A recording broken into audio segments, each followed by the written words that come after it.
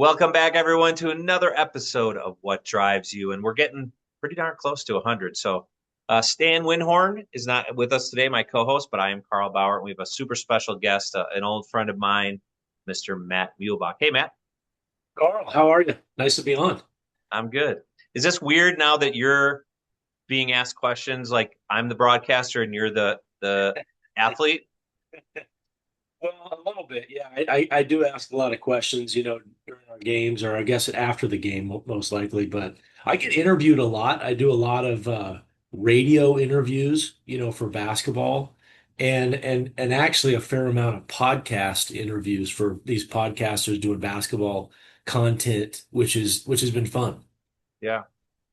Well, good. No, I'm excited. It's taken us a minute because your busyness and as you guys will see throughout our episode today, Matt is a very busy guy. He's an attorney, a dad with two athletic children and daughters, and also a broadcaster. So he is just a super busy dude and does a lot of other things in the community. So, Matt, how did you get started? Let's go back to the beginning just for people to kind of get a context. So you grew up kind of out by me in the Midwest. When did you know that like you were good at basketball? Well, I was kind of I sort of come from two areas, Midwest, Kansas City, where my family's from. Big family, the Muehlebach family there in Kansas City has been there a long time. They actually had my great uncle, I think it was, had a beer company named Muehlebach Beer in the 1900s. He had a baseball team. He was a baseball owner, and Wow. yeah, and he built a hotel called the Muehlebach Hotel that is now called the Marriott Muehlebach in Kansas City. Um, and in fact, it was cool. And the prohibition actually hurt the beer company. And then I think the depression hurt the hotel and some of the other holdings and so forth. So I'm not a Marriott or Hilton, kid.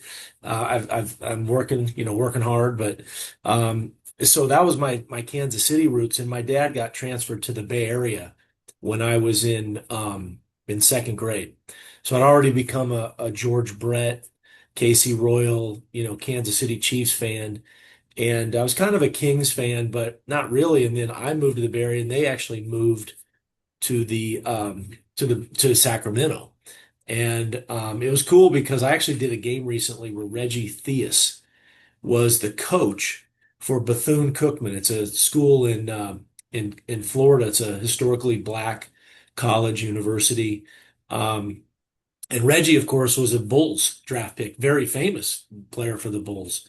And I watched him when he was with the Kings, but I became a big Warriors fan when I moved to the Bay Area. Went to high school in Oakland. That's a great question. When I became like I knew I was pretty good at basketball. I think, in grade school, my dad was my coach for my CYO team. Back in the day, we had CYO teams, right? The Catholic Youth Organization, I think. Is that what it was? Um, Catholic or and Christian? I can't remember one of the two, but yeah. yeah, it was one of the two. I think it might have been Catholic because we played for our church. We played for St. Augustine Church in the Bay Area. In fact, speaking of the Bay Area, I used to go to church on Sunday morning, and John Madden, the coach for the Raiders, would be sitting behind us. We'd go to the 7:30 mass or 7 a.m. mass, and he would sit behind my dad and I on the day of a game. And so, we'd go to mass, he'd go to the game. Of course, they played at probably, 1 o'clock or something, but and we were, 20 minutes from Oakland. And anyway, so I think right around the time I was in grade school, seventh or eighth grade, we had a really good team, and we won our Catholic youth organization. In fact, we played against Rick Barry's son, John Barry. Hmm. Um, and they had a really good team. They were in Concord, California, and we beat them one year, like I think seventh grade year, and we were pretty good. And I was having some success, and kind of figured like it felt like I was, one of the better players. And I think I had an idea that like and I really loved to play more than anything. You think if you'd have stayed in Kansas, because I mean, Kansas is a big hoops area as well. Do you think you would have stood out a little more? I remember a story you telling me years ago. when you had to play Gary Payton back Yeah. in the day, and that was like a whole different speed or gear he had. But Yeah. California is such a big state with big schools and big talent. You think it would have turned out different, same? Yeah, that's a great question actually, and maybe not because California certainly had the talent level was extremely high and deep everywhere we played. I went to a high school in Oakland named Bishop O'Dowd, and Gary Payton went to Skyline. He was kind of a rival, and it was we were the Catholic League in Oakland, and they were the public league, and it was I'll just say like it was a tough league, like that public league was brutal. Um, and we used to, the Catholic League, we would play, our Catholic League teams during the year. And of course, then we had some non-conference games. But in the summer, our coach specifically put us in the Oakland Public League. And it was a much tougher league. I'll just say it. Like I said, like I was mentioning. So we played Gary Payton. We played, a lot of really good players that people would know. But it was the depth and the amount of talent there was pretty crazy. Now, when I went back to Kansas City, we lived in Kansas, but I went back there for 1 year. My dad got transferred back my senior year in high school. And Whoa. so I played 1 year at Rockhurst College. I mean, at Rockhurst High School. It was on the state line, so it was on the border of Kansas City and of Missouri and Kansas. And they had good talent. It was good talent. Like we had really good teams. I'm not sure what I would say they had the depth of what California had, because of Northern and California and the amount of talent. But it had very talented players, and pro guys that ended up playing in the NBA and lots of college players. So I think across the country, and the styles varied a little bit in different sports, I think, in different regions. But at the end of the day, there's talent everywhere. Yeah.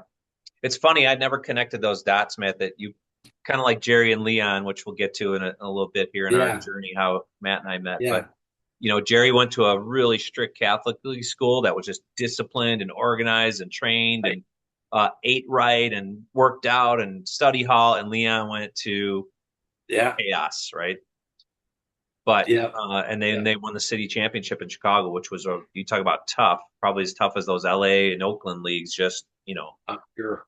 Oh, amazing. I'm sure of it. Yeah, in fact, no, we played against. I remember playing eight. That was back when I played. It was kind of late '80s. Was right around AAU had just started. There was no real AAU before that, and we had a couple tournaments. We had one in Boston. We would play um, teams the team was more like just a city. You'd play, we were Oakland and we played, Atlanta, and Right. then the next game was Chicago or whatever. And so you played these teams, Houston, and the talent was everywhere. You could feel it. But like I said, a little different styles.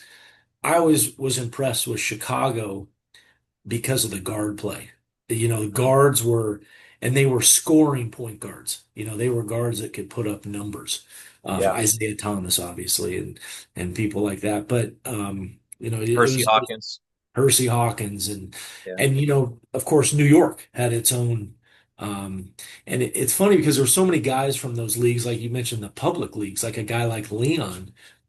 There were dozens and dozens of kids that didn't make it, that didn't have an opportunity to make it like I did because of what things that you said, training and opportunities and family situations and um, that just it just was it's really sad that that's happened, right, over the years because there's so much talent out there. So it's kind of even more amazing to me, Matt, thinking about that. You're a big fish in a giant ocean in California. Now you're a big fish in a smaller market, KC area. But to be moved as you're tracking for potentially scholarship stuff for your senior year had to just be tough. Maybe not emotionally or educationally, but from a sports perspective, you got all this momentum and teamwork and collaboration. Now you're throwing on this new team, and here we go, kid. You're back, Yeah. total strangers. Good luck. Yeah, I was sitting in class. My first or second day was a math class, and a kid turned to me and said, hey, did you hear about the new kid? And I said, no, who's the new kid? He said, oh, we've got an all-state point guard from California that just transferred here. He's legit. And I'm like, no, I haven't seen him yet. Tell me when you do. Well, I was this skinny white kid that, pale looking. I didn't look, they probably looked at me and thought, oh my God, this guy didn't make All-State anywhere. And it was funny because it turned out that the team that I got to, I was amazingly lucky. It was the school my dad had gone to when he was a kid, when he was in high school. And a few years later, my dad was honored he was a football player. He's a running back, and he was honored in their Hall of Fame, and then I got honored in our Hall of Fame. So we have a father-son, which is pretty cool. But It's my really team cool. we had an awesome team. It was actually it was a football school. Rockhurst Hmm. High is like renowned in the Midwest for football, and we had the number one ranked linebacker in the country. We had the number one ranked fullback in the country. We had a bunch of really good. We had, I think, three or four guys on our team that ended up playing the NFL, if you can believe that. It was pretty crazy, but it was a great sports school. It's an all boys Catholic school, which I had not. And in California, I'd gone to a Catholic school, but it was not all boys, and that was an interesting situation. So you're back in Kansas and I'm sure you're getting some national attention now. You're getting some letters. But Arizona, I mean, that's a ball at that era, right? That was a top 10, 20 school for D1 hoops. How do you end up? I mean, Arizona's a nice place to live, as you know, but how do you end up picking that and going there and getting that opportunity? Well, I had a bunch of schools that were interested. I saw a thing recently that I was actually ranked the number 32 player in the country at that time. So I told my friends, I said, you guys thought I was like an underrated guy. It turns out I was a bust at 32. I didn't do any better than I did. But I had good schools looking at me. I was kind of like a McDonald's All-American nominee. I didn't make the team, so I was probably just under kind of all those really big five-star guys that literally had every school. I had most schools, not every single school. And some of the East Coast schools weren't looking at me. I was a West Coast kid. But my three came down to Kansas because I'd moved there and Larry Brown was the coach. I really liked Larry a lot. Kansas, Stanford, where I'd grown up in the Bay Area and always wanted to go to Stanford because of the academics and sports and everything. And then Arizona. And ultimately, I chose it because two reasons. One, Lute Olson was legit, and I could tell, and I felt like I could play for Lute, like the style that he played and how he played, and I just felt like I could play for that team. Steve Kerr was on the team, and he wasn't Steve Kerr back then. He was just Steve Kerr, Right. and he wasn't the Hall of Fame coach and everything else that's gone with it. But I felt like, hey, there's a guy that I play a little bit like. He was a much better shooter than I was, not surprisingly. But I did some things athletically that were, as good as him, and I was a really good defender, and I felt like I could play that point guard position for Lute. And then the second thing is I could just tell the team was about to blow up. It was on the verge of becoming, just a kind of a top five team, it seemed like every year. And it did. And so I was lucky in that respect. And number three, you forgot they paid the most. I wish. Shoot, I wasn't good at that. That's how you know I wasn't a five star because I wasn't getting paid. Exactly. Exactly. But the cool, I mean, not to name drop here, but we're gonna. You already said one, and Steve. Again, we'll get to this project that Matt and I have been working on for a couple of years that we were blessed enough to have Steve Kerr contribute to via Matt because they're old buddies and teammates. Who were your? Because I remember again another great story was when we met and started working together with Leon, and my phone rang one day and it's Kenny Lofton. So Yeah. you had said, "Hey, I know a couple people. You want some references?" I'm like, "Sure." Kenny Lofton rings my phone. Leon happened to be at my house. I passed the phone over. But name some of the like your starters or your teammates that people will know if they follow hoops for sure. Yeah. Yeah, we had, when I got there, Steve Kerr, Sean Elliott became my sophomore year was the Wooden Player of the Year. He was the best player in the country. Sean Elliott was kind of the original kind of wing. Magic was the original, right? The big guard that could do a lot. But Sean was kind of that original wing that could kind of 3 and D that could shoot, hyper athletic, but could handle it and do everything. So Sean Elliott, Chris Mills, Sean Rooks who passed, a guy named Khalid Reeves that was from New York, from Christ the King High School, I believe, in New York. And Brian Williams, who played for the Bulls won a championship with the Bulls, and then later passed away in a tragic boating accident with his brother. And I'm trying to think, we just had so many good. Kenny Lofton, of course, and became a great baseball player. He was my roommate on the road his senior year, and became like a great friend actually of me and my parents. Kenny was raised in East Chicago, Indiana, and was raised by his grandmother who was blind, and I think raised 12 or 13 kids, including Kenny. It's an insane story. Amazing. Oh, hey, Yeah. don't forget Uncle Judd. Judd Bushler played for the Bulls. How could I forget my roommate at the time for a couple years? Uncle Yeah, Judd was one of the greatest guys in the world, and a guy that I like probably shot 50,000 jump shots with, and our managers. And so Judd, Matt Othick, who played in the NBA for a bit.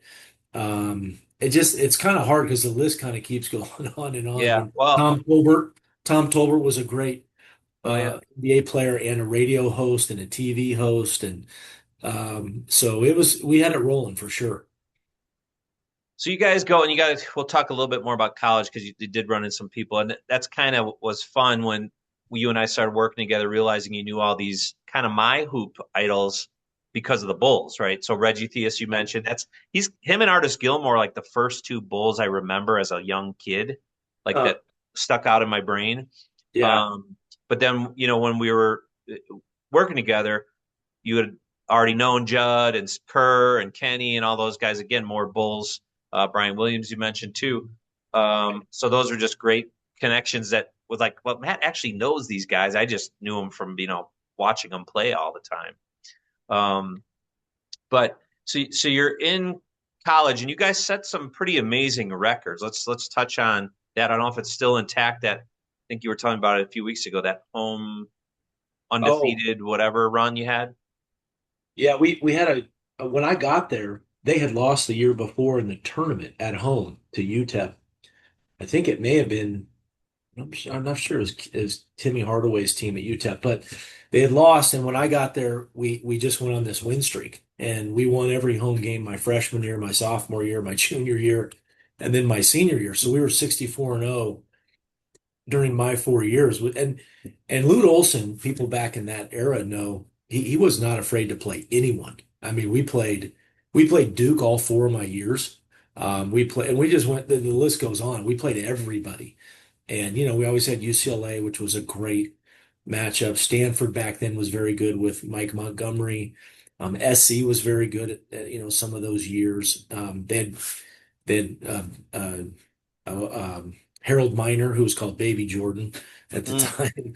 hmm But anyway, we went on that streak. Then the following year, I think they got to like 73 or so, or 74, and then lost to UCLA. And so mm, the streak ended. But I do this announcing, and I see teams and how often they've ever even gone 1 year with not losing a game at home. And to go four was pretty amazing. yeah. When you told me that, I was like, I didn't even believe it, and I had to look it up, Yeah. and I Yeah. was like, holy smokes! I mean, obviously you're supposed to win at home, but to win it 4 years straight's Yeah. unbelievable. So you're in college and you're a good student, and you're realizing, okay, I'm good, we're winning all the games, but maybe I'm not going to the NBA. So walk us through that transition where like maybe I'm gonna focus a little more on education, stick around a little bit, and get this law degree. How did that kind of Yeah. come into play? I had a weird situation. So my senior year, I was kind of struggling a little bit. Just I wasn't feeling great towards the end of the season. and I wasn't really sure what was going on, and I kind of fought through it. I wasn't really thinking about the NBA or I knew for sure I could play somewhere overseas. The G League back then was called the CBA. I probably would have gone overseas if but I definitely had the opportunity to play in the NBA or have tryouts. I was kind of right there I was kind of like a guy that would have been out, a free agent signing. And but after the season, I got what started as something I didn't feel great started getting worse. And I got really sick at the end of after the season was over, and they didn't know what it was. And they maybe think at this, if you look back, that maybe I had like mono or something and played through it and really damaged my whole body, and damaged everything about me. And just I was really physically kind of a mess. And so I had NBA tryouts. I actually tried out in this senior tournament in Portsmouth, Virginia, that all the seniors would go to for the Mm, NBA, kind of coaches would go yep. watch. And I was playing in that, I'll never forget. And I played okay. I mean, I played good enough to, be okay, but I was probably like honestly like 50%. Like I just was really messed up and getting even more messed up. And then I finally got to the point where I couldn't play. And I was kind of like really struggling and I had European opportunities all over the place. I would have gone to Europe. I actually had a grandfather that was from also had a grandfather that was from Switzerland. And so I could have signed I could have gotten my pat. They were going to fly my grandpa over there. So I guess it was my great grandfather. They were going to fly my grandpa and me over, give him his citizenship, and then I would have gotten it the next 5 minutes. And I couldn't even, I wasn't even physically able to do that. So it was a couple years of dealing with that illness and was really a difficult, really tough time because, sort of my dreams of playing basketball and everything I knew. And then on top of it, all of a sudden I couldn't even like function normally.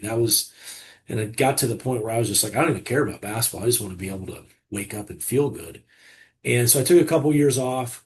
I didn't necessarily feel all that much better, but I kind of was like, I got to figure out my next step. And so I decided I'd always wanted to maybe go to law school and then applied to law school and a couple years later after I graduated went to law school. Hmm. So you get in law school, you finish law school, and you meet a couple players, and you say, maybe I'm going to do this lawyer slash agent thing. That's enter Carl Bauer and Leon Smith. But tell me Yeah, how that, because I remember you, I mean, you were new, and that was, if I was going to say there was any hesitation, because we'd had a bad experience with Leon's first agent, any yeah, hesitation was that you hadn't been doing it that long, the agent side of things. But you did throw out a couple names, I think Eduardo Nahara and maybe Richard, yeah, like some people that I was like, oh, those are legit potential NBA guys. So yeah. what took you from just lawyering to sports agency? Was it just the connection, or was that a loot thing, or how'd that transpire? Yeah, so I was a lawyer. I worked in a traditional, boutique business transactional law firm. We were doing contracts and setting up companies and businesses and stuff like that. And it first started, there were a couple players I knew that were from Arizona that wanted me to help them. Okay, can you help me, get over to Europe or do a contract or whatever? And then that kind of led to a couple more players that I'd kind of, then it's like anything, right? You just network. And so all of a sudden I had a few players looking for help. And some of them, I look back, some of them weren't really, I was doing everything I could to help some of them, and there weren't a whole lot of opportunities. But you get some experience, and you learn with some of the kids. And then one of the first kids I represented was this kid from Duke, named Greg Newton, who's a really good kid, and I helped him get overseas. And then I started getting a few more European kids, start learning the business a little bit. And I ended up, then I was like, I'm gonna see if I can make a go at this. And but I was also being a lawyer, 70% of the time as I was building this up. And my first probably really big client at that time was Eduardo Nahara. He was with Oklahoma, and I went and interviewed with Eduardo, and he was great. I really liked him. He liked me. There were some good connections, and Coach Sampson, who's now the Houston coach, was the coach at Oklahoma at the time, and I had known Coach Sampson because he coached Washington State when I played at Arizona, and they were both great. I think they liked my aggressiveness at the time, being young and like this kid's gonna be my main guy, and so then I got him, and there were a couple guys like him, and that's when you called. Yeah. Yeah. So we're not going to dive down that whole rabbit trail because that we're making an actual movie about it. So if you're That's watching right. this, stay tuned because we're trying to wrap that up, which we're well into what 3 years now, I think. Yeah, And yeah, more to come on that. But I will maybe put a link in the description to our trailer, which I think I've got on Facebook and some other places. So if anyone has to hear that story, but the that was just a complete fluke in that Matt was one of your fraternity brothers who I bumped into literally in the hallway at my office building, and he just connected us. And when I called you, I was like, "Oh wait, this guy was a player, not too yeah, far removed, had a couple named people, came highly recommended, and it just and you just jumped in. You talk about that aggressiveness. You definitely were because you're like, all right, let's do this. Let's get this done. I feel like this kid's been taken advantage of, and really pro player and I think you also listened to me on knowing that I wasn't an agent, I wasn't a manager, I was just this kid's foster brother. So that really touched yeah, my heart in regards to a trust factor with you. So yeah, that was yeah. Thank you, thank you. yeah, good Well, it's times. it's interesting because, and we won't get into the Leon story, but I one thing I'll go to my grave feeling great about is you and I did the right thing by Leon. We represented him and worked with him with integrity. And I could have easily sold Leon out, and it would have helped my career. And maybe I would have been an agent for the rest of my life, and I could have sold him out. And I didn't. And you didn't either. And we both didn't. And I we didn't really gain anything financially or reputationally. In fact, it was almost the opposite. I think people thought because we tried to do our best for Leon, it almost looked like because Leon struggled, and he Yeah. was he was a kid that had was not really ready for that arena, no pun intended. But I we did the right thing by him, and like I said, I'll always go to bed at night feeling really good about that. Yeah. Yeah, it's and he's still in our lives and we still talk to him. We're still rooting him on and like I said, Yeah, more to come. And we're not trying to tease you with the movie trailer or anything. It's a that's right. documentary. No, no. We're not making any money on Oh, this no. thing. We're just trying to help a guy who's turning or just turned 45. So and still struggling with mental health. So that's kind of the bigger picture there is that mental health is for real. And Matt just described his physical struggles just with body stuff. Imagine if you had mental stuff that just never goes away. So Right. um, that's the moral of this story. So you get into law school, you get some customers, and then you're like, you know what? Forget this agent stuff, and you go just be a regular attorney for some cool stuff or some Yeah. startups and some VC stuff. But the whole way along the line, you're kind of still keeping your toe in sports a little bit, two ways with your kids and with the broadcasting stuff. So tell me how you had this really cool side hustle. You still have it. Yeah. Um, in basketball, in broadcasting, and for those of you who don't know, the energy that you bring to these games is amazing, and I don't see many people that do it, which is why I've learned the hard way. If you ever want to talk to Matt or hang out with him, do not do it after a game because the dude's exhausted and can barely talk. That's funny. Yeah, I mean, I love doing it, but yeah, I got lucky. I just got in the business, like I said, from a very lucky standpoint. It was serendipitous, if you will. So they back in the day, like around 2010, Sean Miller, the coach for Texas right now, who was the coach, what played at Pitt, was the coach at Xavier, then at Arizona, then back to Xavier. He had just come to Arizona, and they were doing some changes. They changed the radio analyst, and they asked me would I be interested. I said, sure, I'd love to. I'd be totally interested. So I talked to them. One thing led to another, and I agreed to do the analyst position for radio. And actually, I called Jay Billis, who was a kind of a friend of mine, or a friend of Steve Kerr's, and I'd kind of known Jay, talked to him a couple of times, and I called Jay and asked him to help me out. He was great. He talked to me about radio, and that's how he got his start in the TV business. He goes, I actually think radio is harder than TV in a lot of Was ways. this And for every game, Matt, or is this like the whole season, or is this? every game, Oh wow. every game. So in 2010, I did it with a guy named Brian Jeffries, who's the voice of all Arizona sports, baseball, football, basketball.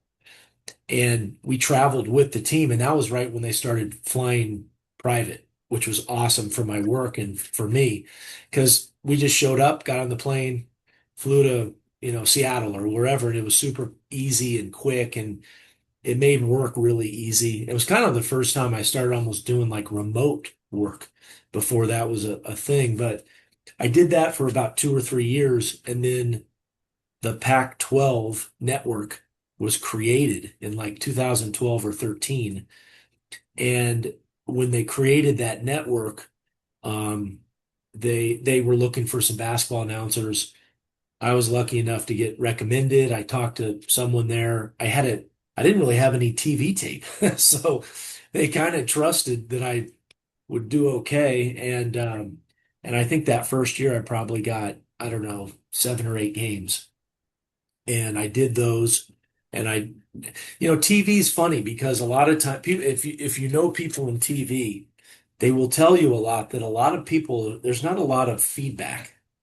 They don't Hmm. tell you do this, do that. You shouldn't do this, you shouldn't do that. You kind of almost have to figure it out. Now, if you ask people, they'll give you producers or other TV people are very nice about it usually. But one of the ways you know you're doing a decent job is if you get called back. So I got called back. I started doing more games, and I started then doing the studio as well in San Francisco for Pac-12. So I did games and studio for like the next whatever that was, 10, 11 years, 12 Yeah. years. And then as we know, the Pac-12 just the conference disbanded, although the Pac-12 is still there, right? And the two teams that did not the Pac-12, logo and franchise and everything is still alive and well. Oregon State, Washington State did not leave the conference, although they play in the WCC for basketball. But the conference is still the Pac-12 conference. And as you might know, they're actually expanding to eight, I think it's 8 or 9 teams next year. Hmm. So I didn't anyway, hear that. that's a whole another story. But yeah, so that's how I got into TV was I just sort of it was very serendipitous. Yeah, because that just to kind of catch everyone up on some timelines and context. After we helped out Leon and disbanded, Matt and I lost touch for a season. Um, and he was just busy with both of us. Both have two daughters, both growing up, being dads, Right. working the whole thing. Right. And then as one of my younger daughter was graduating school, we were coming back through our trek home after college, and descent was right now, right? Yeah, because we got Yeah, home that's right. Christmas Eve. So we stopped at CU in Tucson, and you're like, oh, we're just reminiscing, and we're like, we should do a movie, and here we are. But Yeah. yeah, to see what, because I think then that following year I happened to be in Vegas and you were in Vegas. You're like, oh, I'm here broadcasting, and I literally was talking to you on the phone. I turned it on the TV, and I'm like, you're right, you're right there. It was bizarre because I'm like, I'm on live, and that there's the studio rebrought whatever it was, and I was like, oh my goodness, I think I even sent you a picture. It was funny. Oh, that's right. Yeah, I get, as I've told you, I get a lot of texts during games and studios and everything else from everybody giving me grief or can you mention this or mention that?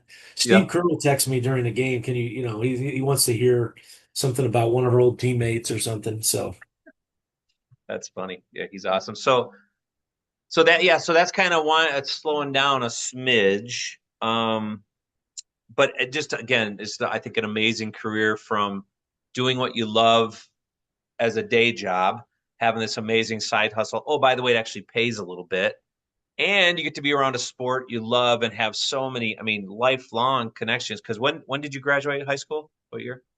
87. 87. I mean, so now we're talking Yeah. almost I 40 mean, years of high level hoops, right? So, yeah. and it's fun. And well, and I've been lucky to have, sort of partners or bosses that have been good with me doing that. And I think I do it for a few, are there, I think they recognize a couple things. One is I don't let it mess up with my day job. Yeah, It's just something I see. Some people are into cycling or running marathons or whatever it might be, right? This is what I do kind of as my hobby. And it's only, 5 months out of the year. yeah, And I don't do it I actually have a pretty light schedule compared to a lot of guys. And actually it like you said, I do get tired after the games because it's a lot, but the whole process of it gives me energy. It makes me, it actually really focuses me and makes me feel great because I just love being around the game so much and the people and the connections. It actually gives me great energy for my day job and everything else. But it's something. I mean, one, it won't last forever. I'm, certainly like, of course, Hubie Brown did it till he was 90 something. He just yeah. retired. That's a pretty rare, a rare situation, but don't do it forever. But at the same time, I'll do as long as I can because it's just so enjoyable. No, but I mean, you got some real relationships out of it. I love, the fact that you got to be, those last 8, 9, 10, 12 years, I think you said, you know, work alongside Bill Walton, who's a legend, Yeah, in broadcasting and in sports. You got, real friends and Steve Kerr and Judd Bushler, and yeah, what I loved most when we went to the game last year in UNLV was just to see you work the room. And then after the game, you're like, oh, I know that. Like yeah, it's like a homecoming reunion. It's like, dude, this guy yeah. knows everybody. Kind of like when I go to some of the car events and I just see, people after 30 some years of automotive, you're doing the same in hoops. And yeah, it's Amazing. fun to watch. When you saw me at the UNLV game, they played Reno and Nevada, we're in Nevada Yeah. Reno. Yeah. And my best friend from the one year I spent at Rockhurst High School was the assistant for UNLV. I mean, you just think of those connections. They're just Yeah. it's bizarre. So, but yeah, it's like a small, it's an amazingly one person removed world in that basketball world. Yeah. Well, great stories, Matt. So we kind of wrap up. I think I gave you a little heads up on this. We kind of wrap up. The theme of the show is what drives you. It started out as an automotive type of idea, but it's really turned into what gets you up in the morning, what gets you off the couch, what drives you in life, not just Sure, sports, right? So you just happen to be sure. driven in sports and in life for a couple Yeah. different things. So the three do a rapid fire 3 questions about cars, and then we kind of wrap Right. up the episode with words of wisdom. So let's do this. What was your first car you remember, My fir- or your car, not your family, you? my first car, my dad had a company car that he bought and gave me. It was a white Chevy Citation that Mm. I totaled after Oh yeah, about 6 months driving home from Oakland my high school, got in a car, totaled it. But the best part about that was bad news. I was lucky to not be hurt. Um, and the good news about that, my sister was in the car with me. Luckily, pray to God, she didn't get hurt. But I totaled it. So then I had to drive my dad's Cadillac Seville that he ooh, had sitting in the garage. That became my car, which I loved. It was one of the best cars I ever had. you were looking styling in Oakland with that thing, huh?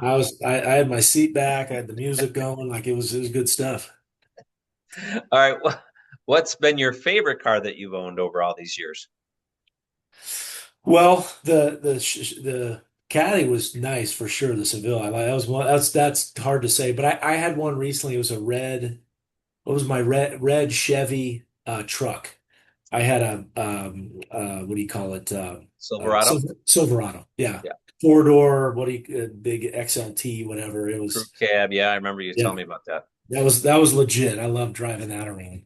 But I had Yeah, I had to make a choice because we had a few cars and I had to give one to the daughters and we didn't feel comfortable with the daughters driving the big red Silverado, four-wheel but drive. it's funny because I don't think you saw it, but or maybe you did see it when you were out. I had this big blue Chevy Silverado, and we were comparing notes on it. And my girls Yeah, love driving that for two reasons. One, they were up higher so they could see everything. Yeah. And two, it had the big V8 in it, 6.0. So that thing, Yeah. it flew. Yeah. They didn't like the gas when they had to, you know, put gas in it because it was a Oh, guzzler. yeah. But This is a little expensive. um, and then our last question in this rapid fire is, what would be your dream car? There's no budget. You got unlimited funds. What would you buy? This is probably, I don't know, trite or whatever, but I grew up with a Porsche 911, just I remember that car as being like the Carrera, Mm-hmm. with not I've seen like the what do you call the thing on the back, the big wing or whatever, the Whale tail, yeah. spoiler, not the Coil tail. really big one, the small one, the sort of understated one. But I think it had that like muscly, a slight muscle to a race car feel, and just then you could drive it on the street. So that I think the Porsche 911 would be my go-to. Yeah, I think I told you the story. I was gassing up near the Bulls Stadium one day. This is Uh-huh. when the full thing was there, and I was just sitting out in the car. It was probably fall time because it was not warm. I wasn't like I was trying to like hurry up, and literally Michael Jordan pulls up in a 911, The red one. wow, slant nose. I mean, just like, and he hops out of the car, and I'm just speechless because I don't even know it's just me and him. Like the pumps in Yeah, between us, and yeah, he's staring at me, and he gives me a nod. I give him a nod, and they had a playoff game I think that night, and all I yeah. could think to muster, Matt, and I like to talk was good luck tonight. MJ. And he was like, thanks. And then just took off. And but man, did he look because you're what, 6'4", 6'3", 5? What 2 6 3, yeah. 6'6"? So he's 6'6", 6 6, 6'5". yeah, The way he jammed in that little thing was yeah, was a sight to see. But anyway, yeah. He had a. I remember watching the Bulls documentary, um, the Last Dance. He had the red 911 with the little thing on the back. It said air, just said yep, air. I think yeah, that was, or maybe it said air 23. I think it said air. yeah. I think this was a white one, if memory serves. Was But it? anyway, He probably had five of them. he probably should five. Yeah, a lot. Anywho, a serious note, a serious ending to this. Again, thank you for joining. I know it's just taking a Thank minute you. for us to get done, but Yeah, words of wisdom. So we talk a lot about how we like to entertain people. Hopefully, they got a little chuckle out of this episode, or at least got encouraged that a kid from Kansas moved to California can make it yeah, in law and agents and broadcasting, but um, and can overcome. I didn't realize you were that sick, so that's pretty cool too, from a survivor standpoint. But what would you tell young Matt Muehlebach, 18-year-old Matt Muehlebach, that you know now from all your years and experience and worldliness? Tell that young yeah, kid that you wish you had known or I had known then when we were 18. yeah. I've got a lot of like entrepreneur blood in my system, like you do, and I think we've both um kind of like collaborated over that and like felt that and like kind of encouraged each other.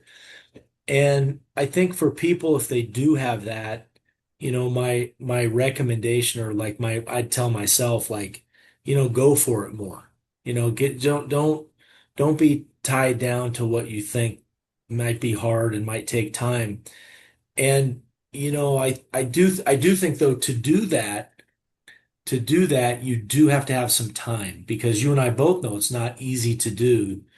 Um, and I'm not saying,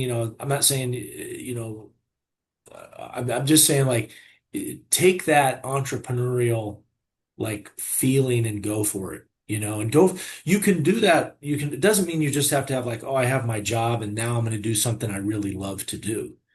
Do it at the same time, you know, do your job with your company and bring that entrepreneurial spirit to it. Bring those ideas and maybe sometimes it's not exactly in line with your day job, but maybe it is. And I think being focused is the other thing. I find myself, I'm older now, right? I don't have the same 22-year-old, energy and 25-year-old energy and all that, but I think I'm extremely a lot more focused today than I was then. And I think I wish I was a little more focused at that age and probably I had fun. We had no kids. we had a good time. I played golf. I messed around and had fun weekends. But I wish I was a little more focused at that early stage. And I think for me, maybe I was so focused on basketball for that period of time that in a weird way, like after that, I not that I mean I was focused. I did my job. I was by all accounts, you would have never thought that. But I think there was probably more in the tank that I could have done and wanted to do than what I did. I didn't have and I probably thought I had focus at the time, but I know now it wasn't as focused as it could have been. Yeah, no, it's a good one. Not to get political, and I know he's a unique character, but the one thing that I appreciate the most about Elon Musk is the guy does a million things and he does them well, you know? So Yeah, anyone it who tells, amazes like, me. you and I are working on, like, you got your day job, you got your broadcasting, you got your kids, you got some other little law things you're working on. We got this Leon, like, we're spinning a whole bunch of plates. I still don't think I'm getting a lot done, but we are compared to the rest of America, we got a lot of things going. So back to your earlier thing is, yeah, you got to go for it because it's way easier to do it when you're young and broke to take these risks, these entrepreneurial risks and chances, Right, is when you're our age where you're like, I got four people counting on me, so do you, and to risk some stuff that's not responsible, right? So to have these side hustles, you almost got to do it. Now that both yeah, of our kids are grown or almost grown, it's a lot easier to go, okay, what did we miss out on, and what can we invest, right. our remaining minutes in? So yeah, Yeah, yeah. good stuff, man. Yeah, but I will say this, I don't, there's I think as a bigger thing too, I always hear this people say sometimes, I have no regrets, no regrets, no regrets at all. I'm like, how do you not have any regrets? I mean, I understand saying people learn from mistakes. Yeah, That you can say that was a mistake, and it's actually going to make me a better person. Great. But yeah, I have regrets. There were things I would not do, that I or do differently or do that I didn't do, right? But anyway, yeah. No, good stuff. Good stuff, my friend.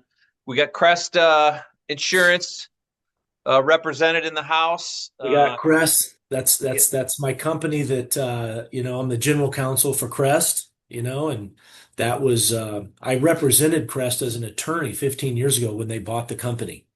And my really good friend Cody Ritchie, who wanted to buy it, he was one of the employees of the former company, and I helped him buy it. He bought it in 2010. I wow. represented them for 3 years. Then I went and did some other stuff, and I'm back here 15 years later as their general counsel. So it's a pretty cool full circle event. Yeah. Yeah. And he still lets you do the side hustle, which is awesome. So, man, Yeah, thank you. Thank you so much for making time, fitness in. I know it's the end of a long day and you probably still got to get to the yeah. gym. So, yeah. Thank you, Carl. Appreciate it, Appreciate brother. it. Talk to Yeah. you soon. Talk soon.